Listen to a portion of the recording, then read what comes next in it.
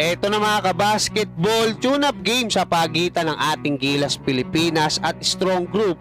Paano nga ba makakatulong sa magkabilang koponan?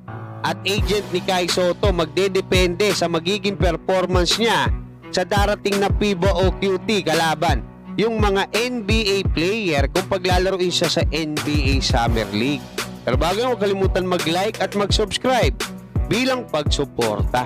Kahapon nga mga kabasketball ay ibinalita na ng Strong Group Athletics na idinadagdag na nila sa kanilang binubuong grupo na lalaban dyan nga sa Jones Cup.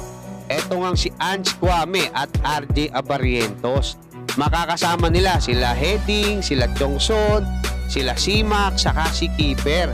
Ngayon mga kabasketball, magiging maganda para sa ating Gilas Pilipinas at maging sa Strong Group Athletic kung magkakaroon sila ng tune-up game. So ano-ano ba yung mga benefits na makukuha natin or nila, no, mga kabasketball natin? Kasi syempre makikinabang tayo, parehas nating representative to dyan sa FIBA saka dyan sa Jones Cup. Para dito sa Strong Group Philippines mga kabasketball, magbe-benefit sila. Syempre makukuha nila yung diskarte, no, netong si Coach Tim Cone, yung triangle. At the same time mararamdaman nila yung lakas ng Gilas, no, na iba na kasi ngayon yung Gilas. Kung sakaling gusto nilang makatune up etong Gilas Pilipinas, mapapaaga sila ng pagsasama-sama kasi nga magsisimula na ng pag-iensayo itong ating Gilas Pilipinas June 21 or June 22. So most likely tatanggap sila ng mga tune-up games mga 25, mga 24 or 25. Siyempre magpa-practice muna sila ng kanilang sarili ng mga ilang araw diyan sa Inspire Sports Academy sa Calamba. Ganun din, sasabay sa kanila itong Strong Group.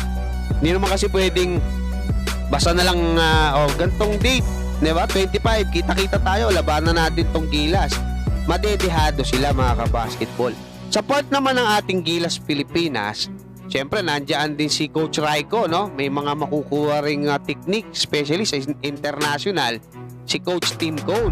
Saka at the same time, makikita na ni Coach Tim Cone yung mga players na hindi niya pa nakikita ng talagang malapitan na maglaro. Gaya na itong sila Jordan Heading, di ba? Shooter pala to.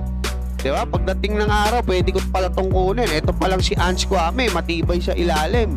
Ito pa lang si RJ Abarientos, okay pala magdala ng bola, ang galing gumawa ng play, di ba? Ngayon, puntahan naman natin mga kabasketball etong ating pambatong si Kai Sotto kasi nga magbabase etong kanyang agency, no, or yung kanyang agent na Wasserman diyan sa magiging performance niya dito nga sa Gilas Pilipinas sa darating na FIBA o QT kasi alam naman natin mga bigating NBA player yung mga makakalaban niya dyan, sila Porzingis, meron pang Bertans at yung mga ibang mga naglalaro sa Europe, mga NBA caliber din yung iba dyan mga kabasketball. Wala nga lang sa NBA, diba? Ganun kasi yan eh. Actually may nakita nga ako mas malakas rumebound kaysa dun sa mga NBA player nila pero wala sa NBA. Ngayon kasi mga kabasketball, naibalita ako na nung nakaraan na may NBA team na gustong kumuha kay Kai, no? Kung maganda yung maipapakita niya diyan nga sa FIBA o QT kalaban yung mga NBA player na yan. Pero gaya din ng sinabi ko, tatablahin nila, mukhang hindi nila tatanggapin yung two-way contract kasi siguro ang logic lang doon mas malaki pa nga yung offer sa Japan B-League eh, 'di ba? At the same time baka mabangko lang siya doon. Di kung ganun lang din pala, hindi naman siya madedevelop. Dito na lang siya sa Japan B-League.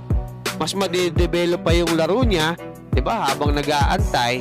Pero ganito kasi yan mga kabasketball. Kung maganda talaga, halimbawa, nag-average si Kai diyan sa Latvia saka Georgia ng 16 points, 12 rebounds per game. Pwede siya makakuha talaga ng kontrata. Pero halimbawa, ang nakuha niya lang siguro mga 10 points, 6 rebounds. Baka two-way contract lang ang makuha niya. So, anong mangyayari sa Summer League? Ganito yung mga kabasketball. Kung makikita, halimbawa, two-way contract lang ang gustong i-offer ng NBA team. Ngayon, nakikita ng agent ni Kai, ng Wasserman, na hindi, pwede to.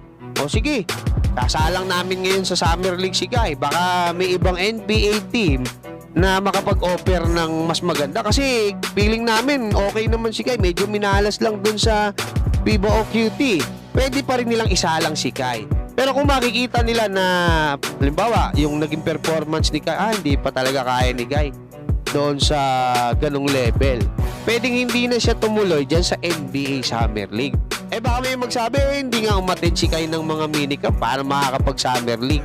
Paalala ko lang, last year hindi nag-minicamp si Kai sa Orlando Magic. Doon lang siya nag-minicamp sa Dallas, sa Utah, saka sa New York. Pero nakakuha siya ng spot doon sa roster ng Orlando Magic. Ano nangyari? Hanggang dyan lang mga kabasketball. Maraming salamat at God bless sa inyong lahat.